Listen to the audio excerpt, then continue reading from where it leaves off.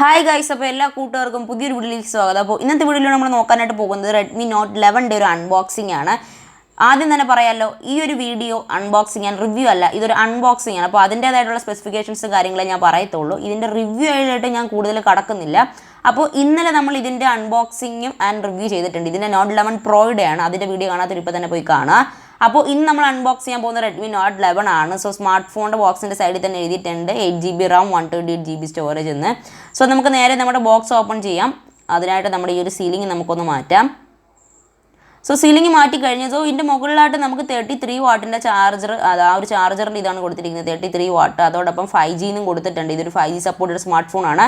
അവരുടെ Note 11 Proയ്ക്ക് അത് 67 what എന്നാണ് കൊടുത്തിരിക്കുന്നത്. സോ ബോക്സ് ഓപ്പൺ ചെയ്യാൻ നേരത്തെ ഫ്രണ്ടിലായിട്ട് തന്നെ നമ്മുടെ സിമീറ്റർ പിന്നെ അതോടൊപ്പം നമ്മുടെ കിക്ക് സ്റ്റാർട്ട് ഗൈഡ്, പിന്നെ നമ്മുടെ സിലിക്കൺ കേസ്. ഇത്രയാണ് ബോക്സിൻ്റെ അകത്ത് കിട്ടുന്നത്.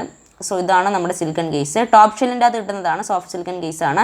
പിന്നെ കിട്ടുന്നത് നമ്മുടെ മെയിൻ യൂണിറ്റായ നമ്മുടെ സ്മാർട്ട് ഫോൺ. അതോടൊപ്പം നമ്മുടെ ബോക്സിൻ്റെ അകത്ത് കിട്ടുന്നത് ഒരു 33 വാട്ടിൻ്റെ ഒരു ഫാസ്റ്റ് ചാർജർ, പിന്നെ USB Type-C കേബിൾ. ഇത്രയും മാത്രമാണ് ബോക്സിൻ്റെ അകത്ത് കിട്ടുന്നത്. ഇതാണ് നമ്മുടെ ഡിവൈസ്, അതായത് Redmi Note 11. എനിക്ക് സത്യം പറഞ്ഞാൽ ഞാൻ ഇത്രയും നാൾ കണ്ടതിൽ ഏറ്റവും സാറ്റിസ്ഫൈഡ് ആയിട്ടുള്ള സ്മാർട്ട് ഫോണാണ്.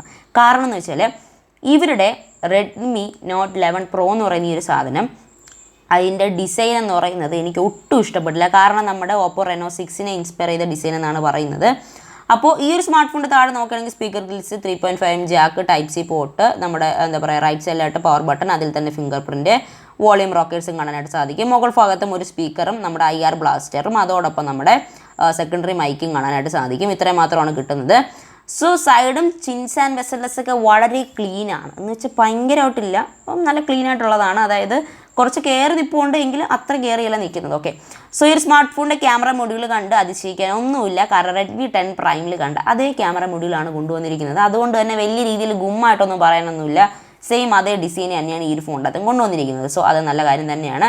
അപ്പോൾ കഴിഞ്ഞ പ്രാവശ്യം ചെയ്തതുപോലെ തന്നെ Redmi Note 10ൽ അവർ ആ ഒരു സിൽവർ റിങ് ഒഴിവാക്കിയിട്ടുണ്ടായിരുന്നു. ഇതിൻ്റെ അകത്ത് ഒഴിവാക്കിയിട്ടില്ല, പക്ഷേ ആ ഒരു സിൽവർ റിങ്ങിൻ്റെ ആ ഒരു ക്യാമറയിലെ സിൽവർ റിങ്ങിനെ കുറച്ച് ഡാർക്ക് ആക്കിയിട്ടുണ്ട്. അത്ര മാത്രമാണ് ചെയ്തിട്ടുള്ളത്. വലിയ രീതിയിലൊന്നും തെളിപ്പിച്ച് വെച്ചിട്ടൊന്നുമില്ല, കുറച്ച് ഡാർക്ക് ആക്കിയിട്ടുണ്ട്. അത്ര തന്നെയാണ് ചെയ്തിരിക്കുന്നത്. അപ്പോൾ നിങ്ങൾ നോക്കുകയാണെങ്കിൽ മനസ്സിലാവും നിങ്ങൾക്ക് ഈ ഒരു സ്മാർട്ട് ഫോണിൻ്റെ ഡിസൈൻ കാരണം Redmi 10 Primeൽ കണ്ട അതേ ഡിസൈൻ തന്നെയാണ്. അപ്പോൾ ഈ ഒരു സ്മാർട്ട് ഫോണിൻ്റെ സ്പെസിഫിക്കേഷൻസിലേക്ക് നോക്കുന്ന സമയത്ത് 6.6 ഇഞ്ചസിൻ്റെ ഒരു IPS LCD ഡിസ്പ്ലേ ആണ് ഈ ഒരു ഫോണിന് നൽകിയിരിക്കുന്നത്. 120 Hz റിഫ്രഷ് റേറ്റ് ഈ ഒരു ഫോണിൻ്റെ അത് കൊടുത്തിട്ടുണ്ട്. അത് നല്ല കാര്യം തന്നെയാണ്. 8.8 mm തിക്നെസ് ആണ്, 195 gram ആണ് വരുന്നത് ഇതിൻ്റെ വെയിറ്റ്. MediaTekൻ്റെ Dimensity 810 എന്ന് പറയുന്ന ഒരു 5G 6nm പ്രോസറാണ് യൂസ് ചെയ്തിരിക്കുന്നത്. Android 11 ആണ് റൺ ആവുന്നത്. MIUI 12.5 ആണ് കിട്ടുന്നത്. Mali G57MC2 എന്ന് പറയുന്ന ഒരു പ്രോസസ്സറാണ് ഈ ഒരു ഫോണിൻ്റെ, ഒരു GPU ആണ് ഈ ഒരു ഫോണിൻ്റെ റൺ ആവുന്നത്. ഈ ഒരു സ്മാർട്ട് ഫോണിൻ്റെ അത് UFS 2.2 ആണ് കിട്ടുന്നത്. 256GB storage, 8GB RAM maximum നമുക്ക് ഈ ഒരു ഫോണിനകത്ത് ലഭിക്കുന്നുണ്ട്. ബാക്കിലായിട്ട് 2 ക്യാമറാസാണ് നമുക്ക് കാണാനായിട്ട് സാധിക്കുന്നത്. 50 MP ഒരു വൈഡ് ക്യാമറയും 8 MP ഒരു അൾട്രാ വൈഡ് ക്യാമറയും. പിന്നെ നമുക്ക് ഈ ഒരു ഫോണിൻ്റെ അകത്ത് നമുക്ക് 4K 30fps ഷൂട്ട് ചെയ്യാനായിട്ട് സാധിക്കും. ഫ്രണ്ട് ക്യാമറ നമുക്ക് വന്നിരിക്കുന്നത് 16 MP ഒരു 1080p 30fps ക്യാമറയാണ്. അത് നല്ലൊരു കാര്യം തന്നെയാണ്.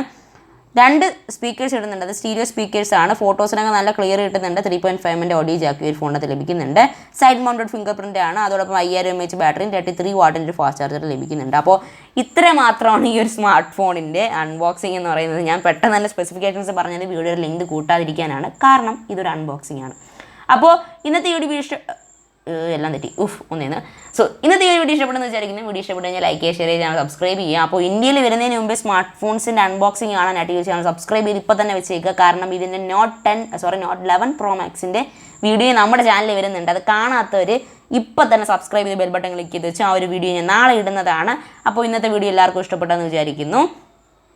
നമ്മുടെ ഔട്ട്രോ പറയാനുള്ള സമയമായി. കാരണം കുറച്ച് ലെങ്തി ആയിപ്പോയി. ഒരു വീഡിയോ 5 മിനിറ്റിനകത്ത് നിർത്തണമെന്നൊക്കെയാണ് ഞാൻ വിചാരിച്ചത്. പക്ഷേ 5 മിനിറ്റ് ആയോ എന്നൊന്നും എനിക്ക് അറിയത്തില്ല. എനിവേ, സോ ഇത്രയും മാത്രമേ ഈ വീഡിയോ ഉള്ളൂ. Until then this is Adhyan signing off. അടുത്തൊരു വീഡിയോ കണ്ടുമുട്ടാം.